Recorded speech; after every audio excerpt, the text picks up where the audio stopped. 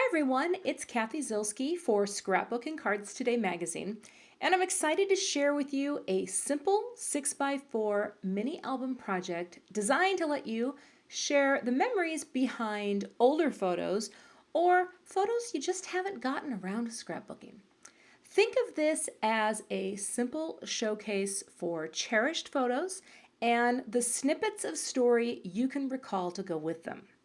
At its base, we are starting with a digital process, and the goal is to print these pages and use them in a 6x4 album.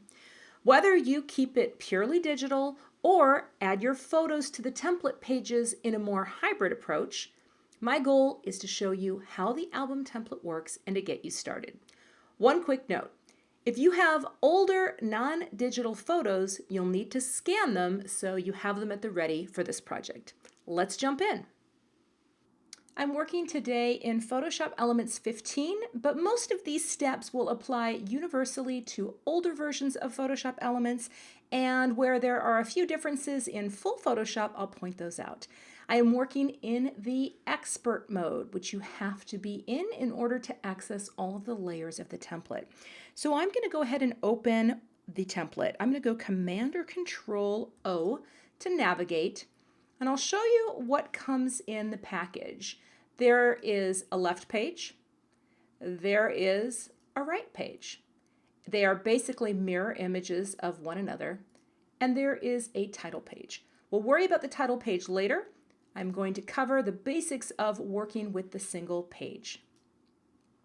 When you open this template for the first time, you might get a font error message if you have not loaded these free fonts. I have a link to these fonts in the PDF handout that comes in the package.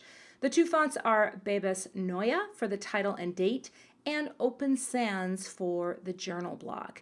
And keep in mind, you can change this and customize the fonts to suit your style and taste, but everything in here is editable from a text and photo standpoint.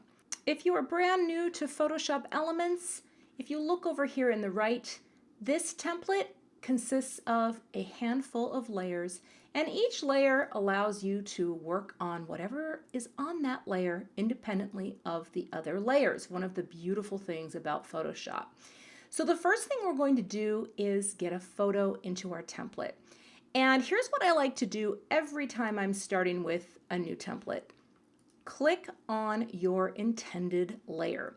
This is a layer mask. This gray shape is simply a container where you want your photo to appear.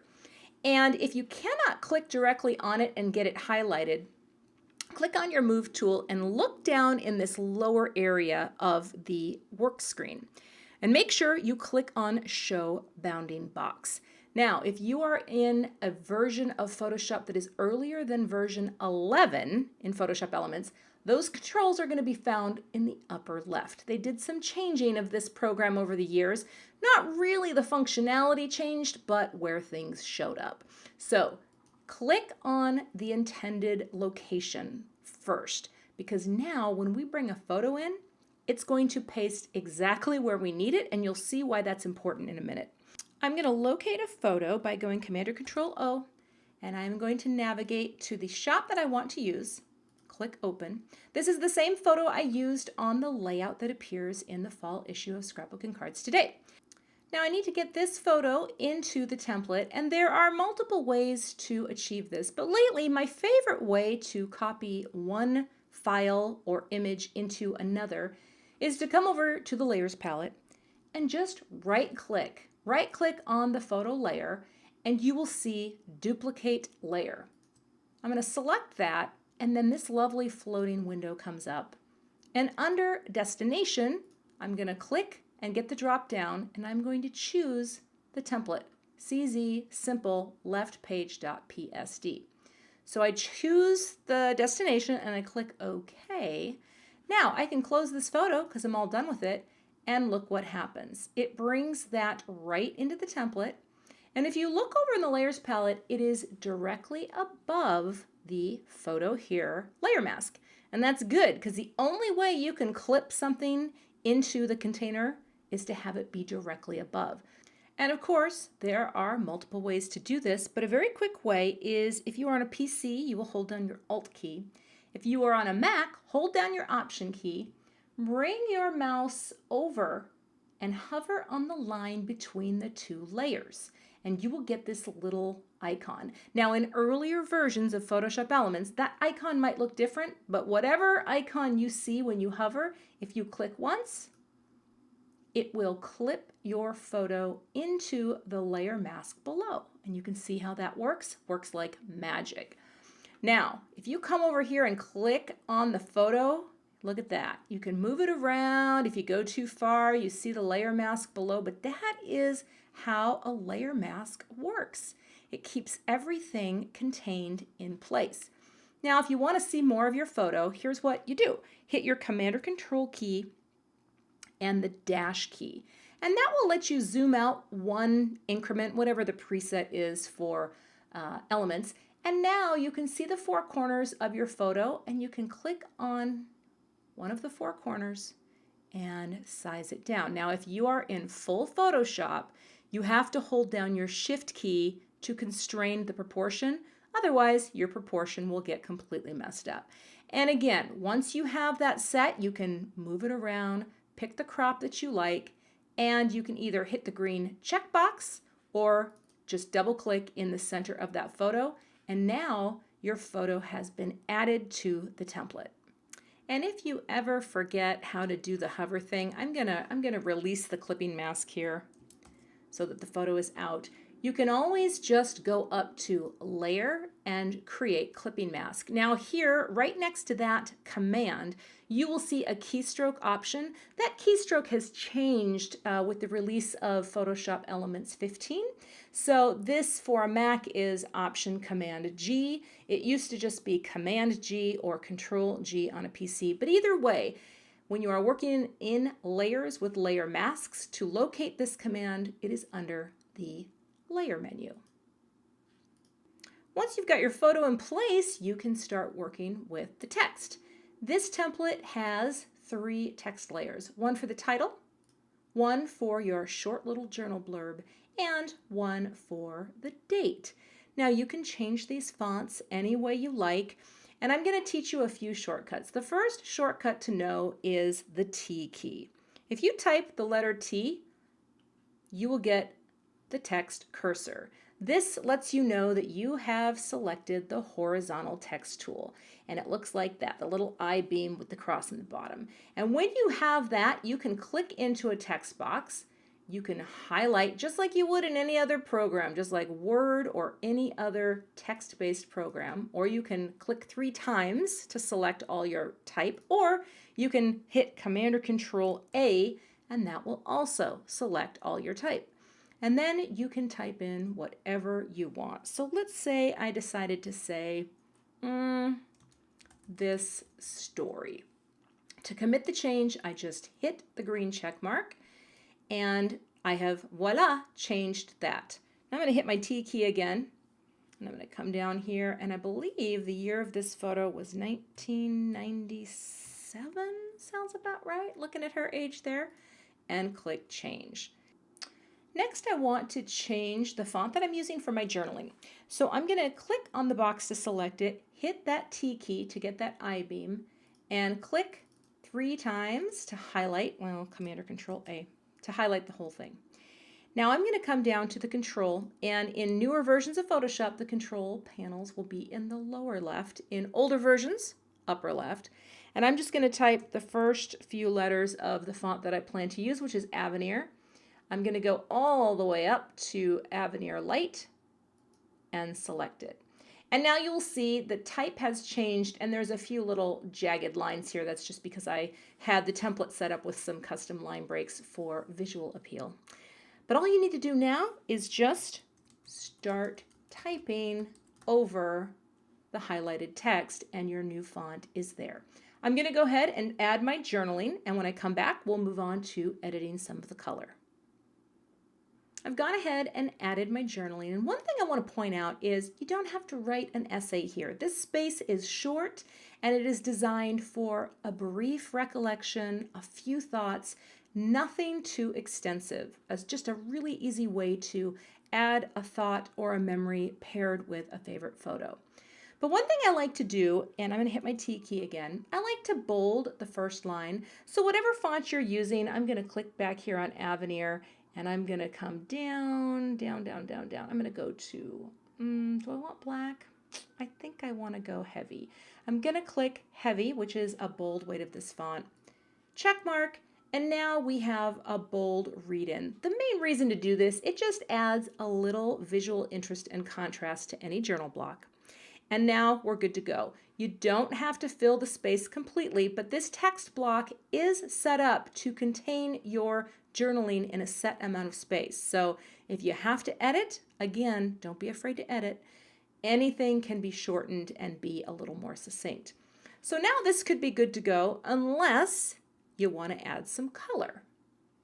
Now earlier, as I was recording this tutorial, I was playing with some color. I'm going to reset the color here, and I'm just going to, well actually, if you hit the D key on your keyboard, it will reset your foreground and background to black and white.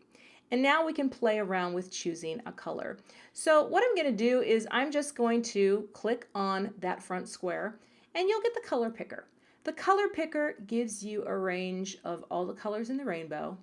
And what you can do here is you can find a general hue category that you want. And when you slide around and click around in here, you will see the color reflected.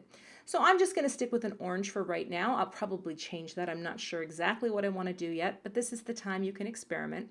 I'm going to click OK. Now you will see that color appear in the set foreground control. I'm going to get my text tool, highlight the text, come back here and click again. It'll pull it right back up, but just say OK. Check mark, and now you have orange. This would be great for a Halloween album. I'm going to come back down here, again, hit my T key, select all, pick up that again, and boom. And you can play around with colors and customize this. You can do all sorts of things. Another thing that you could do, you have a background here. Now I am leaving my backgrounds white because I really like a clean album, but you could also bring in a digital paper in the background, something very light that wouldn't get in the way. You can play with this template any way you like.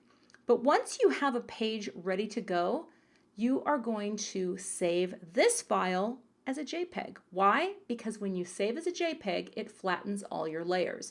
So let's say that I am good to go on this. I'm going to go File, Save As, and I'm just going to click here, choose JPEG, and I'm going to undo Elements Organizer because I don't use that, but I'm going to hit Save.